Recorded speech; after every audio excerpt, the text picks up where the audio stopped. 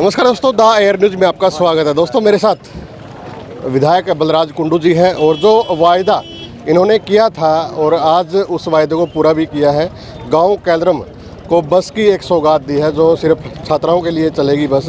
तो जी, स्वागत है द एयर न्यूज़ में आपका। जी धन्यवाद भाई।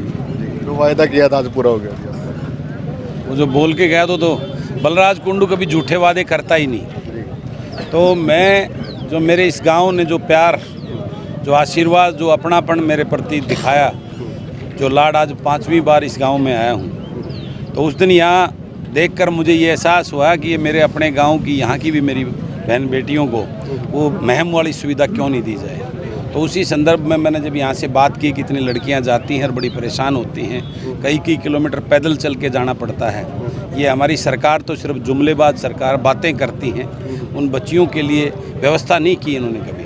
तो उसी संदर्भ में आज ये जो मैं वादा करके गया था, आज ये बस की सौगात मैंने इस गांव को सौंपी है, उन बेटियों को दी है। तो अब ये उम्मीद करता हूं कि इस सुरक्षित सफ़र के साथ अपनी एजुकेशन को अच्छे तरीके से लेंगी, और शिक्षा ही ऐसा माध्यम है जिससे बड़ी से बड़ी जो है ना उसको पार किया जा सकता है। तो मेरी शुभकामनाएँ हैं इन सभी मेरी छोटी बहन बेटियों को कि अपना इस बस, यही मैंने उन बेटियों को कहा भी है, उनसे एक वादा लिया है कि तुम्हारा सुरक्षित सफ़र मैंने कर दिया है।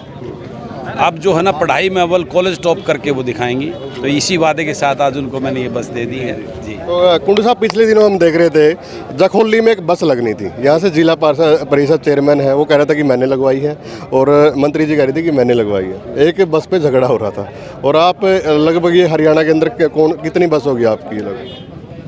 वो सब परमात्मा की जब तक कृपा है, उसका आशीर्वाद है। मैं कौन होता हूँ बस चलाने वाला? सब देने वाला वो परमात्मा है, प्रभु है, उसकी कृपा बनी रहे। एक छोटी सी प्रयास मैं कर रहा हूँ, और मैं सभी भाईचारे के आशीर्वाद, दुआओं से ये सब चल रहा है। जब तक प्रभु की कृपा सब चलता रहेगा। पिछले दिनों 2 दिन पहले ही धनखड़ साहब आए थे और पूरे कैथल जिले का दौरा किया। 2 दिन के प्रवासी दौरे पे थे।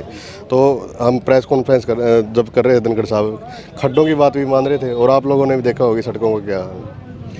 ये आज जब चुनाव नज़दीक आ गया है तो मुख्यमंत्री जी भी जन संवाद कर रहे हैं, प्रदेश अध्यक्ष भाजपा की वो भी जो है ना प्रवास कर रहे हैं। लोग इनकी बातों से इनको पहचान चुके हैं कि किस प्रकार के लोग हैं, किस प्रकार से इनकी बेटी बचाओ बेटी पढ़ाओ की नीति है।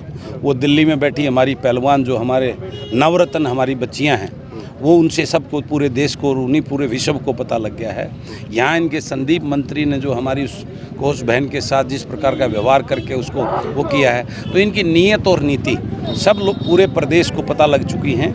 ये किस प्रकार की सोच के लोग हैं, ये सिर्फ जुमलेबाज लोग हैं। इन्होंने इस प्रदेश का भट्ठा बैठा दिया। बेरोजगारी में नंबर 1, भ्रष्टाचार में, अपराध में, नशे में, महंगाई में, आज पूरे प्रदेश में हर वर्ग में हाहाकार मचा हुआ है। तो प्रदेश के लोग इंतज़ार कर रहे हैं कब चुनावी डेट का बिगुल बजेगा, और इनको जो है कर्नाटक में वहाँ सपुड़ा साहब, उससे भी भयंकर इस हरियाणा प्रदेश के लोग इस ठगबंधन के लुटेरे लोगों को इस प्रदेश से बाहर करने का काम करेंगे। कुंडू साहब, आपने पैदल यात्रा निकाली थी पूरे हरियाणा के अंदर। अब क्या कुछ रणनीति है? पार्टी का गठन हो गया या फिर कैसे, और कितनी सीटों पे चुनाव लड़ने जा रहे हो? बहुत जल्द जो है ना इसकी आपके सामने बड़ा धमाका करेंगे। जींद की धरती से ही आगाज़ करेंगे। ये जींद कैथल बहादुरों की धरती है। ये भोले लोग हैं।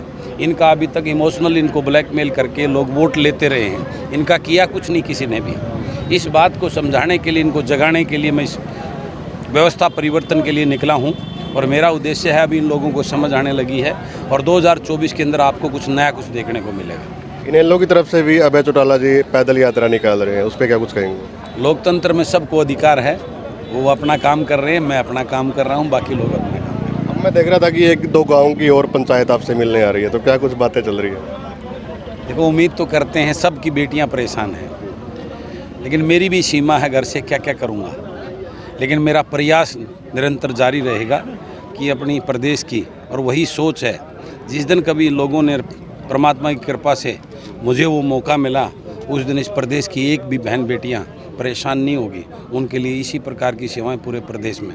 मेरे अंदर एक टीस और दर्द है इस बात को लेकर कि जिस प्रकार से मेरी महम की बेटियां अपना एजुकेशन, आज एजुकेशन, हायर एजुकेशन लेने में मेरी महम नंबर 1 पे है। सबसे ज़्यादा जो हायर एजुकेशन मेरी महम की हर लड़की को मिल रही है। तो मैं चाहता हूँ, मेरा सपना है कि पूरे प्रदेश की मेरी बहन बेटियाँ अपना सुरक्षित सफ़र के साथ अपनी एजुकेशन को पूरा करें, अपने भविष्य को उज्जवल करें। ये मेरी एक टीस और दर्द है, और जिस दिन मुझे मौका मिला, इस प्रदेश के लोगों ने दिया, तो उस दिन निश्चित रूप से इसको पूरा करने का काम करें। कहीं ना कहीं विपक्ष ये सोच रहा है कि राजनीति कर रहे हैं कुंडू साहब, आप यहाँ पे एक बस दे दी, यहाँ कैथल के अंदर एंट्री कर गए। मैं तो ये कहता हूँ, ये राजनीति सब क्यों नहीं करते हैं?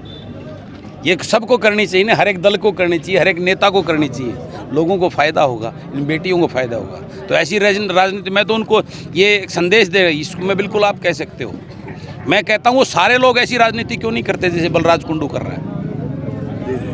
तो बिल्कुल, और एक अच्छी बात है भाई, ऐसी राजनीति सबको करनी चाहिए। तो वीडियो को ज़्यादा से ज़्यादा शेयर करें, कमेंट करें। धन्यवाद।